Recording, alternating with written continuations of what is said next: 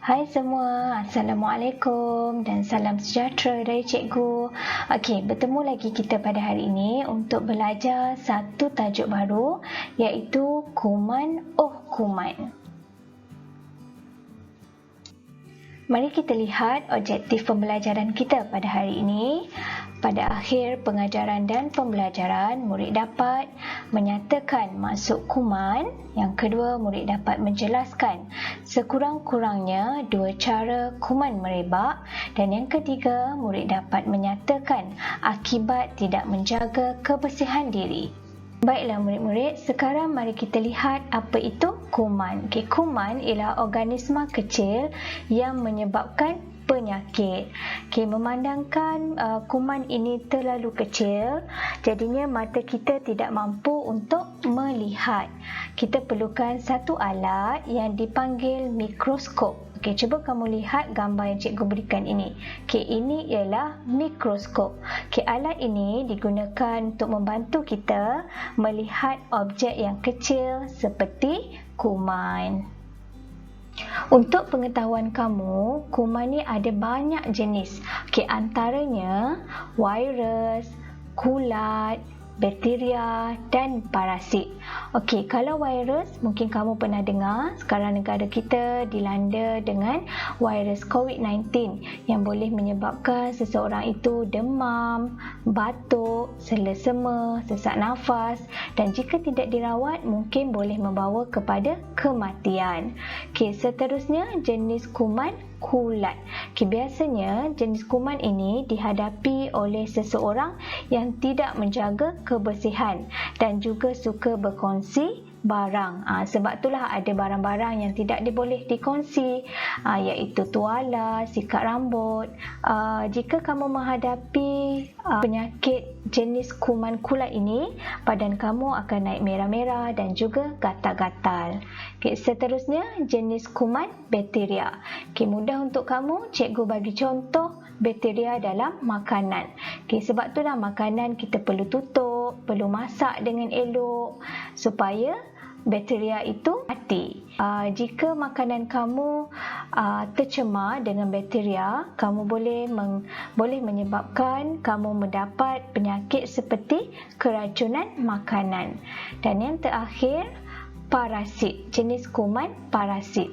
Jenis kuman parasit ni biasanya dalam bentuk cacing ataupun kutu.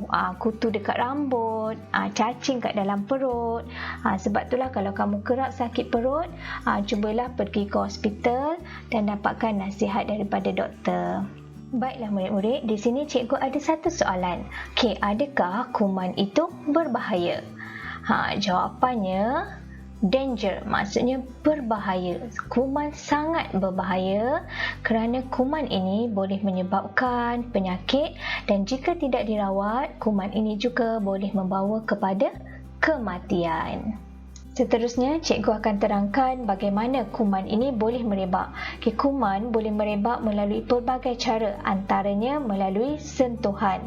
Apabila kamu menyentuh sesuatu permukaan, tapak tangan kamu akan terdedah dengan kuman.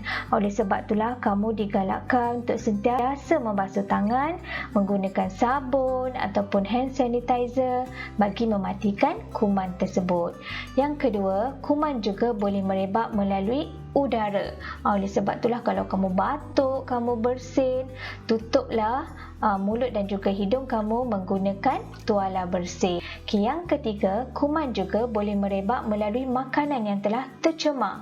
Contohnya makanan yang terdedah, makanan yang tak dimasak dengan sempurna ataupun makanan ataupun sayur-sayuran kamu tak basuh terus makan, itu boleh menyebabkan adanya bakteria terkumpul dan membawa kepada penyakit. Seterusnya, kuman juga boleh merebak melalui minuman. Perlu dimasak terlebih dahulu untuk mematikan kuman ataupun bakteria, barulah kamu boleh minum. Dan akhir sekali, kuman juga boleh merebak melalui gigitan. Gigitan ni contohnya daripada nyamuk ataupun tikus. Kalau kamu digigit nyamuk Aedes, kamu mungkin mendapat demam denggi. Seterusnya, kita akan lihat penyakit bawaan kuman. Sebenarnya, terdapat banyak penyakit yang disebabkan oleh kuman ini. Okey, di sini cikgu berikan beberapa contoh penyakit yang selalu kita hadapi.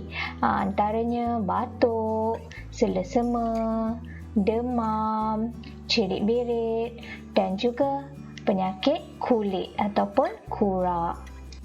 Seterusnya, mari kita lihat pula akibat tidak menjaga kebersihan. Okey, yang pertama, mudah jatuh sakit. Okey, seperti yang kita belajar tadi, terdapat banyak penyakit bawaan kuman. Jadi kalau kamu tidak menjaga kebersihan, kamu mudah dijangkiti kuman dan seterusnya boleh menyebabkan kamu jatuh sakit. Okey, yang kedua, kelihatan kotor dan tidak kemas. Okey, yang ketiga, mendapat penyakit kulit dan gatal-gatal. Sebab itulah kamu digalakkan untuk mandi sekurang-kurangnya 2 kali sehari.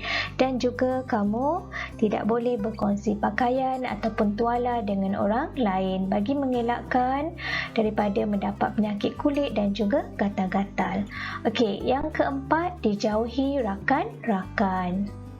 Berdasarkan isi pembelajaran kita tadi, kamu boleh rujuk buku teks Pendidikan Jasmani dan Kesihatan muka surat 83 dan 84. Akhir sekali, jangan lupa siapkan tugasan yang cikgu berikan dan sehingga berjumpa lagi. Assalamualaikum.